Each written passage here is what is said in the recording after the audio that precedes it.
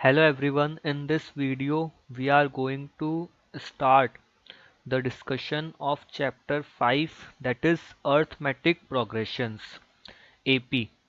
So basically in this video we will try to understand what type of arithmetic series or number series are known as arithmetic progressions. So some list of numbers, or we can say some number series, some sequence, some pattern are given to us. ये जो words हैं number pattern, number series, इनसे आप familiar हो। तो इसी तरह की कुछ नंबर सीरीज यहाँ पे गिवन है। जैसे हम फर्स्ट एग्जांपल को देखते हैं, 1 3 5 7 9। ये कौन से नंबर सीरीज है? ये नंबर सीरीज है ऑड नंबर की। एक पैटर्न ये गिवन था। दूसरा पैटर्न गिवन है 2 4 6 8 10। ये नंबर्स हैं इवन नंबर। अब अगर मैं आपसे पूछूं कि जो पहली नंबर सीरीज थी 1 3 5 7 9, उसमें अगला नंबर क्या होगा, तो आप झट से बता देंगे। नेक्स्ट नंबर होगा 11, फिर होगा 13, फिर होगा 15। इस तरह हम आगे से आगे इस सीरीज के नंबर्स बता सकते हैं। उसी तरह से जो दूसरा एग्जाम्पल है 2 4 6 8 10, उसका नेक्स्ट नंबर है 12, देन नेक्स्ट नंबर है 14। इसके भी नंबर्स हम बता पा रहे हैं। एक और एग्जांपल था 10 20 30 40 60। 50 के बाद क्या आएगा? 60, फिर आएगा 70, फिर आएगा 80। इसके भी हम आगे से आगे एग्जांपल्स दे सकते हैं। अब जो चौथी सीरीज थी, चौथी सीरीज के अंदर कोई नंबर्स नहीं गिवन, वेरिएबल गिवन है ए, उसके बाद आया 2a 3a 4a 5a। इसका नेक्स्ट नंबर होगा 6a 7a 8a। तो ये जितनी भी नंबर सीरीज थी उनके नेक्स्ट नंबर हमने पैटर्न को देखा, पैटर्न को ऑब्जर्व करा और हमने अपने आंसर्स बता दिए। अब बात आती है पैटर्न को ऑब्जर्व कैसे करते हैं। तो पैटर्न को ऑब्जर्व कैसे करते हैं, ध्यान से देखना। सबसे पहले था 1, 1 के बाद था 3। तो 1 से 3 कैसे बना, हमें ये सोचना है। 1 से 3 बना +2 करने पर। 3 से 5 अगेन +2, 5 से 7 +2, 7 से 9 +2। तो यहाँ पे जितनी भी टर्म्स थी, जितने भी नंबर्स थे, उनके बीच में एक फिक्स नंबर का गैप है, वो फिक्स नंबर है +2। +2 का यूज करके हम आगे से नेक्स्ट नंबर्स भी बता सकते हैं। फिर जो अगला था 2 4 6 8 10, यहाँ पे भी क्या डिफरेंस है, एक फिक्स नंबर ऐड हो रहा है 2। थर्ड वाले एग्जाम्पल में वो फिक्स नंबर है 10, और लास्ट एग्जाम्पल में वो फिक्स नंबर है ए। हमने ए में ए प्लस करा, 2a बन गया। फिर हमने अगेन 2a में a प्लस करा, 3a बन गया। फिर हमने a प्लस करा, 4a बन गया। तो ऐसी नंबर सीरीज को हम क्या कहते हैं? ऐसी नंबर सीरीज को हम कहते हैं अर्थमेटिक प्रोग्रेशंस या फिर एपी।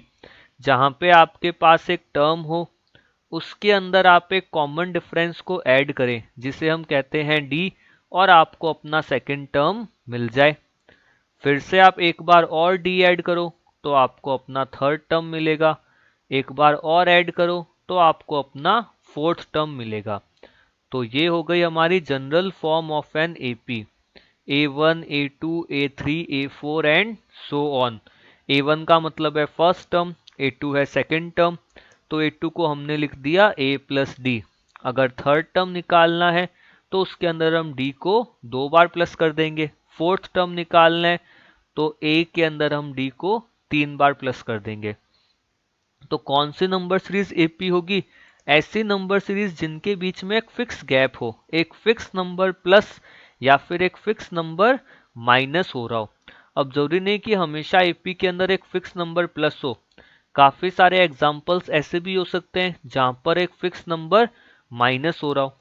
जैसे मैंने एक एग्जांपल लिखा 100, इसका नेक्स्ट टर्म लिखा 97, फिर लिखा 94, फिर लिखा 91। तो ये भी अर्थमेटिक प्रोग्रेशन है। क्यों है अर्थमेटिक प्रोग्रेशन? 100 से 97 बना -3 करने पर, फिर 94 बना -3 करने पर, फिर 91 बना -3 करने पर अगर अगला टर्म निकालना है तो 91 में से आप फिर से -3 कर दो तो आपका नेक्स्ट टर्म आ जाएगा 88। इस तरह से हम एपी को आगे से आगे उसके टर्म्स फाइंड आउट कर सकते हैं। तो ये जितने भी नंबर्स होते हैं इन सबको हम क्या कहते हैं? टर्म। फर्स्ट टर्म कहेंगे पहली टर्म को, जैसे ये सारे, ये सब कौन है? ये सब है फर्स्ट टर्म, जिसे हम जनरली ए से लिख देंगे या फिर A1 से लिख देंगे, एक ही बात है, इसे हम कहेंगे फर्स्ट टर्म। डी क्या होता है? कॉमन डिफरेंस क्या होता है? जो फिक्स नंबर यहाँ पे ऐड या फिर सब्ट्रैक्ट हो रहा है। अब एक बात और, कॉमन डिफरेंस नेगेटिव भी हो सकता है, जैसे ये एग्जांपल था, इसमें कॉमन डिफरेंस है नेगेटिव, और ये वाले जो एग्जांपल्स थे यहाँ पे कॉमन डिफरेंस है पॉजिटिव।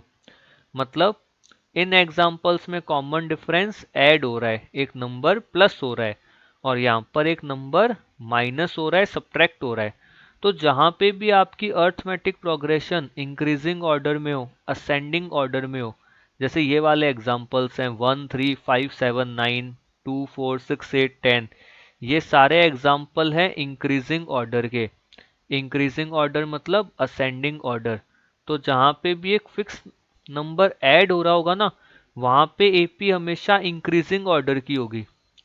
दूसरा ये वाला एग्जांपल है, ये एपी किस ऑर्डर में है? ये एपी डिक्रीजिंग ऑर्डर में। तो जहां पे भी एपी डिक्रीजिंग ऑर्डर में होगी वहां पे कॉमन डिफरेंस क्या होगा? नेगेटिव। इन दो बातों को आपको याद रखना है। तो कॉमन डिफरेंस पॉजिटिव नेगेटिव दोनों हो सकते हैं। अब कुछ डेफिनेशन है। सबसे पहले बात करते हैं अर्थमेटिक प्रोग्रेशन की। So it is a list of number और series of number in which each number और each term is obtained by adding a fixed number to the previous term। हम previous term में एक fixed number को add करते रहे तो हमें next term मिलता रहेगा।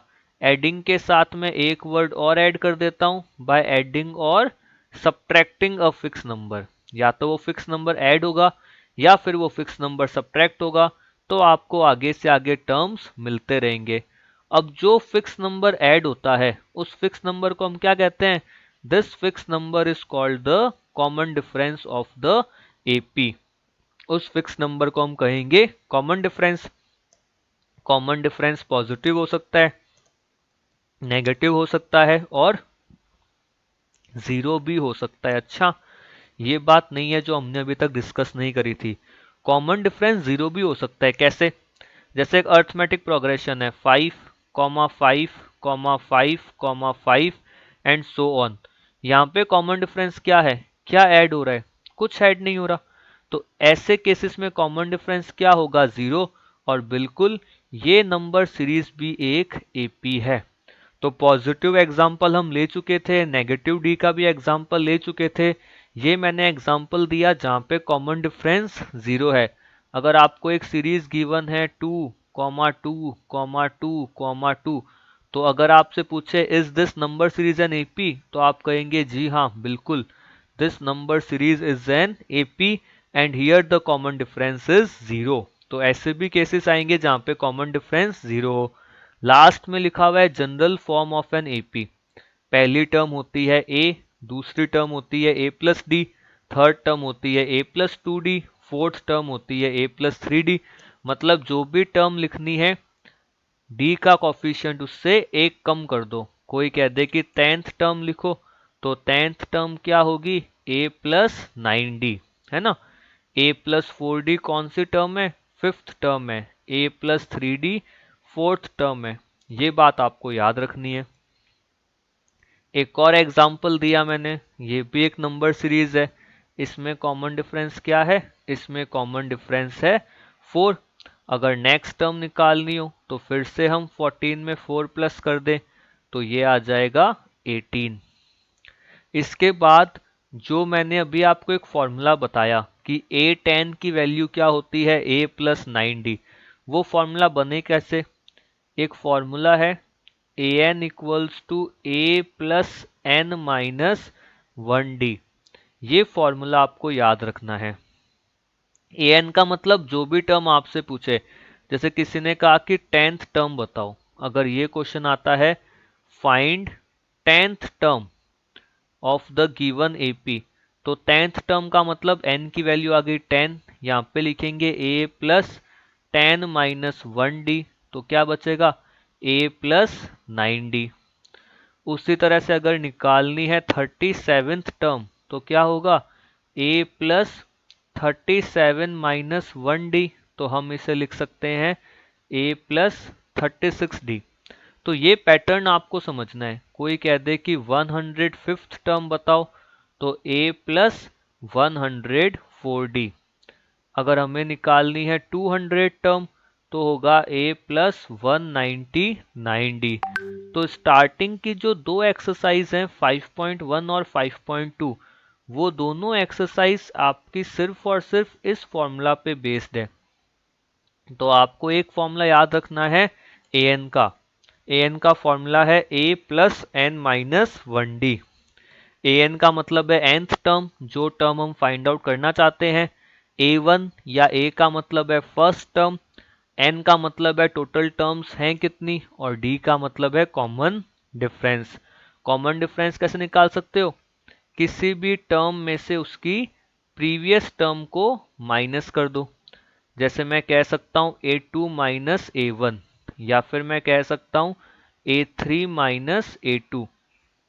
इस तरह आप किसी भी टर्म में से उसकी प्रीवियस टर्म को माइनस कर दें तो आपको कॉमन डिफरेंस की वैल्यू मिल जाएगी।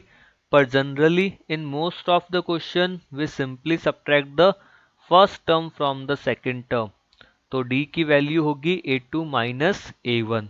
तो इस फॉर्मूला के बाद हम एक्सरसाइज 5.1 और 5.2 के क्वेश्चंस को डिस्कस कर सकते हैं। तो थैंक यू एवरीवन।